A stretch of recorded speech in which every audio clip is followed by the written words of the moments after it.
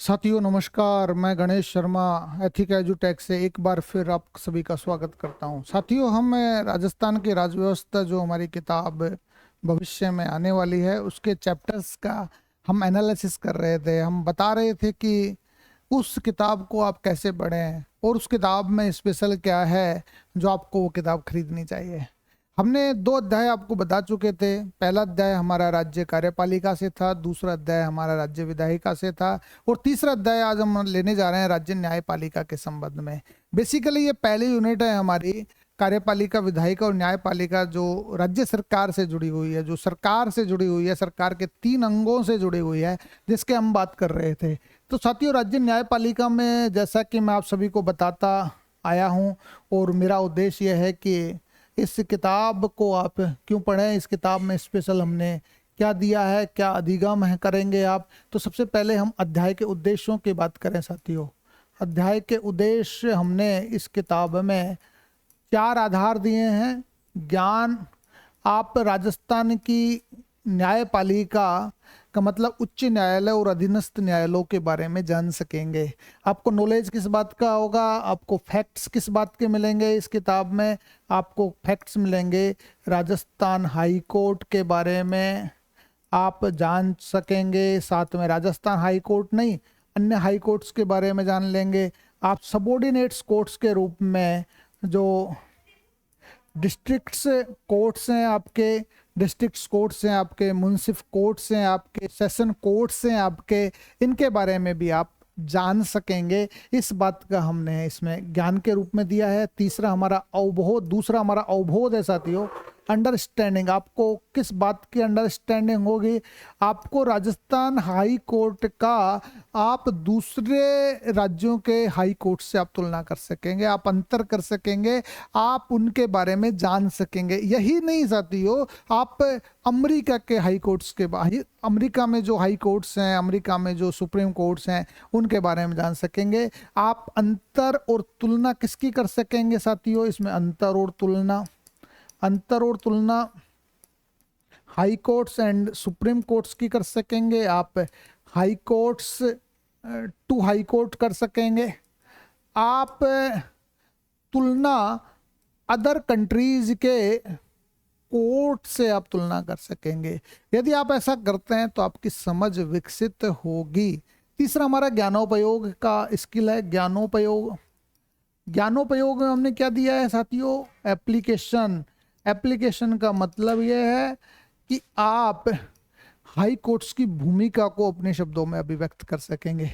High courts की भूमिका, high courts के रोल्स को आप अपने शब्दों में अभिव्यक्त कर सकेंगे। कब करेंगे आप अभिव्यक्त, जब आपको उनके पदीय स्थिति का भान होगा, ज्ञान होगा, आप उनके कार्य के बारे में पता होगा और आपको उनकी शक्तियों के बारे में पता होगा। तो आप क्या करेंगे, उनके रोल्स के बारे में, उनकी भूमिका के बारे में अपने शब्दों में अभिव्यक्त कर सकेंगे। और साथ में आपके कौशल क्या डेवलप होगा, इससे कौशल आपका डेवलप होगा। आपके इस कौशल में हमने 3 चीजें बताई है। आपका एटीट्यूड पॉजिटिव होगा, आपका एप्टीट्यूड क्या डेवलप होगा, आपकी अप्रोच क्या होगी साथियों, आप में इंटरेस्ट क्या डेवलप होगा। ये सब बातें हमने इसमें बात की है कि हाई कोर्ट्स के संबंध में, भारतीय न्यायपालिका के संबंध में आप किस प्रकार के स्किल्ड को डेवलप कर पाएंगे। ये हमारे अध्याय के उद्देश्य हैं। फिर हमने दूसरा इसमें संवैधानिक प्रावधानों की बात की है साथियों। संवैधानिक प्रावधान साथियों, ये कॉन्स्टिट्यूशनल प्रोविजंस हैं जो आपके अलग अलग आयामों से आपके दिखेंगे। कॉन्स्टिट्यूशनल प्रोविजन आप सब लोग जानते हैं, 213 तक हमने अध्याय 2 में बता चुके थे। ये 213 से आपके 237 तक उल्लेख हुआ है साथियों, 213 से 237 तक। इस 213 से 237 तक हमने 2 भागों में बांटा है। एक तो उच्च न्यायालय है आपका, जिसको हम हाई कोर्ट कहते हैं। दूसरा आपका अधीनस्थ न्यायालय है, अधीनस्थ न्यायालय है। इस उच्च न्यायालय में हम बात करें, सॉरी 214 से 237 तक है।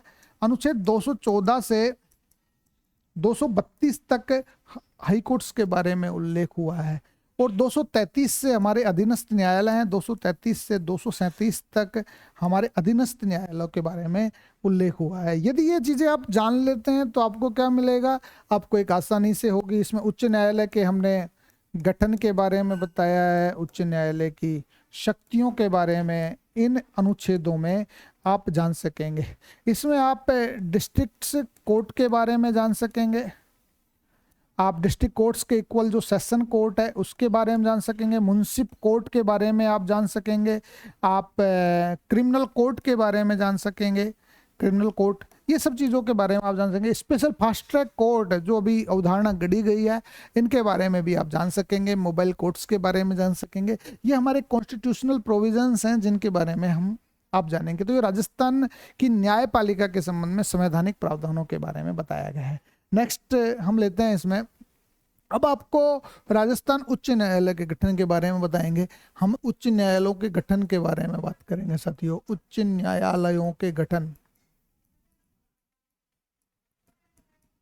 इस उच्च न्यायालय के गठन में हमने बात की है, आपके सामने हमने बात की है साथियों 25 उच्च न्यायालयों के बारे में बात की है। जो 25 उच्च न्यायालय हैं हमारे 1865 से लेकर 2019 तक जो बने हैं उनके बारे में बात की है। 1865 से 2019 तक ये उच्च न्यायालय कब बने, इनकी पीठें कहाँ हैं, इनके क्षेत्राधिकार क्या हैं, इनके बारे में हमने स्पेशल तालिका, ये स्पेशल टेबल में हमने सजाया है साथियों, स्पेशल टेबल्स में। फिर हमने राजस्थान उच्च न्यायालय के बारे में बात की है, राजस्थान उच्च न्यायालय के बारे में कि राजस्थान उच्च न्यायालय का गठन कब हुआ, देशी रियासतों में कौन कौन से उच्च न्यायालय थे, उसके बाद में एकीकृत उच्च न्यायालय की अवधारणा कब आई, किस तरीके से बनी, ये राजस्थान उच्च न्यायालय में है। और इसमें हमने राजस्थान उच्च न्यायालय के मुख्य न्यायाधीशों का विश्लेषणात्मक तालिका दी है। मुख्य न्यायाधीश की सूची दी है, वो सूची नहीं है, विश्लेषणात्मक तालिका है। स्पेशल तालिका हमने इसमें आपके दी है साथियों, ताकि आप समझ सके कि मुख्य न्यायाधीश विशेष मतलब सुप्रीम कोर्ट के न्यायाधीश के रूप में कब पहुंचे, वो आपके सुप्रीम कोर्ट के चीफ जस्टिस भी बने तो कब बने। इसके अलावा न्यायाधीशों ने कोई स्पेशल कमेटी बनाई तो उस कमेटी की क्या स्थितियां रही, इन सब चीज़ों को हमने इसमें सहेजा है। और साथ में हमने आपको अलग अलग उसमें उच्च न्यायालयों में जजों की जो नियुक्ति होती है वो कैसे होती है, इनका कार्यकाल क्या होता है, इनकी योग्यताएं क्या होती है, इनको शपथ कैसे दिलाई जाती है, इनके वेतन भत्ते कैसे मिलते हैं, इनको हटाए जाने की प्रक्रिया क्या है, इनकी प्रक्रिया क्या है, न्यायपालिका की स्वतंत्रता का उल्लेख किस प्रकार से हुआ है,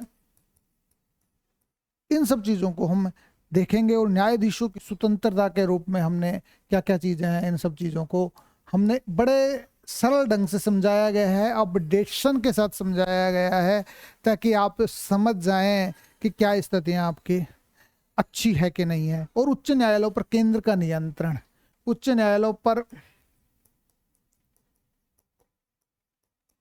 केंद्र का नियंत्रण क्यों है, ये भी हमने बताया कि इकहरी न्यायपालिका को हमने अपनाया है, एकीकृत न्यायपालिका को अपनाया। जिस तरीके से इकहरी नागरिकता है उसी तरीके से हमारे देश में एकीकृत न्यायपालिका है। संघीय शासन व्यवस्था होने के बावजूद भी हमारे देश में इकहरी न्यायपालिका क्यों है, क्या वजह रही है, जिसके बारे में हमने इसमें बताया है। और साथ में अधीनस्थ न्यायालयों का भी उल्लेख किया है साथियों।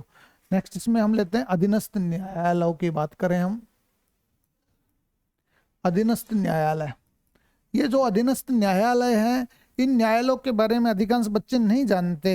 इन अधीनस्थ न्यायालयों के बारे में हमने आपको समझाया है कि एक जो जिला न्यायाधीश होगा उसकी नियुक्ति कौन करेगा, इसके बारे में है।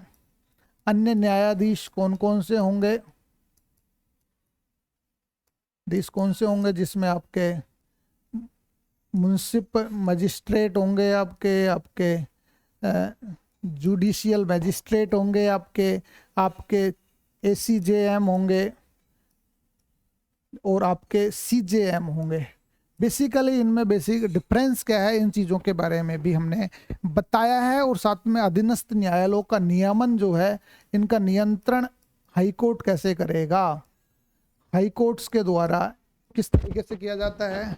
आयोग को, राजस्थान लोक सेवा आयोग को क्या क्या चीज़ें दी गई है, इसमें हमने निर्वचन भी है। इसमें निर्वचन में जो इंटरप्रिटेशन में आपको बताया कि डिस्ट्रिक्ट्स जो जज होंगे उनके बराबर कौन कौन से होंगे, आपके डीजे होंगे, आपके एडीजे होंगे, आपके सेशन जज होंगे, आपके जो फास्ट ट्रैक कोर्ट की जो अवधारणा है, फास्ट ट्रैक कोर्ट की अवधारणा में कौन कौन से होंगे, आपके SC ST स्पेशल कोर्ट है उसकी क्या स्थितियाँ रहेंगी, आपके कंज्यूमर कोर्ट की स्थिति क्या रहेगी, इन सब चीज़ों के बारे में हमने इसमें आपको बताया है, जो आपको आसानी से समझ में आएगा। इसके अलावा हमने एक अधीनस्थ न्यायालयों के बाद में एक बात की है इसमें न्यायपालिका की पहलों के संबंध में।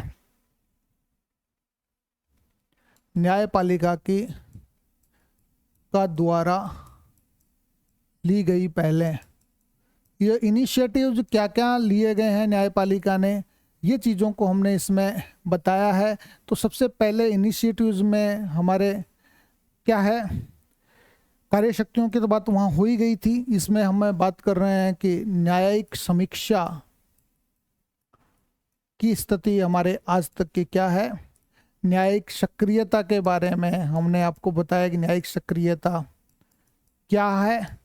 हमने जनहित याचिकाओं के बारे में बताया है, इसमें पहलों में जनहित याचिकाएं, PIL जिसे हम कहते हैं, इनके बारे में बताया है। साथ में हमने इसमें बताया कि लोक अदालतें कैसे काम करती है, लोक अदालतों के बारे में हमने बताया है।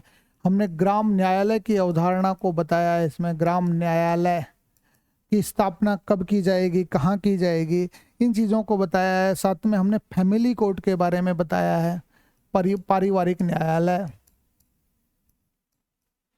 न्यायालय इसमें है।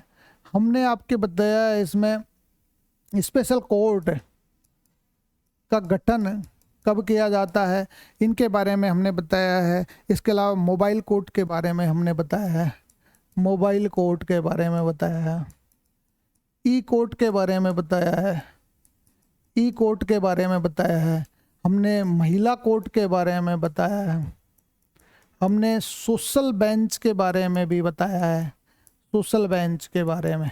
इसके अलावा जो आज के वर्तमान कानून है, इसमें हमने लोक अदालत और ग्राम अदालत न्यायालय में अंतर बताया। इसके लिए स्पेसिफिक तालिका आपके सामने रखी है जिसको आपको समझने की ज़रूरत है। और साथ में ही हमने जो अभी भारतीय न्याय संहिता BNS, इसको XIPC कह सकते हैं, जिसके बारे में भी उल्लेख किया है।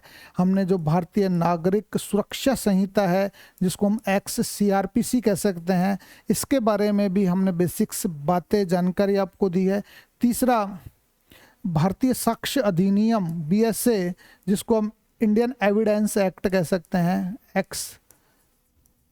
एक्स एविडेंस एक्ट, इनके बारे में भी हमने आपको जानकारी दी है। इनकी न्यायपालिका की प्रक्रियाओं का उल्लेख हमने इसमें किया है ताकि आपको अधिगम हो सके, जानकारी हो सके। ये बातें न्यायपालिका के पहलों के रूप में हमने प्रस्तुत की है। और साथ में हम अध्याय सार की हम बात करें, हमने अध्याय सार आपको दिया है ताकि आप चलते चलते पढ़ ले रहे भैया, पढ़ ले रहे छोरे, लास्ट में आप जब एग्ज़ाम्स देने जाओ तो एक हमारा 1 पेज का ब्रीफ आप पढ़कर जाइएगा, आपको आएगा। फिर तीसरा, हमने वस्तुनिष्ठ प्रश्न आपको दिए हैं, वस्तुनिष्ठ प्रश्न बिल्कुल लास्ट ईयर के प्रश्नों को समाहित करते हुए और दिए हैं। वर्णनात्मक प्रश्न जो आपके RS मेंस में, आपके RS मेंस के हिसाब से बहुत अच्छे हैं।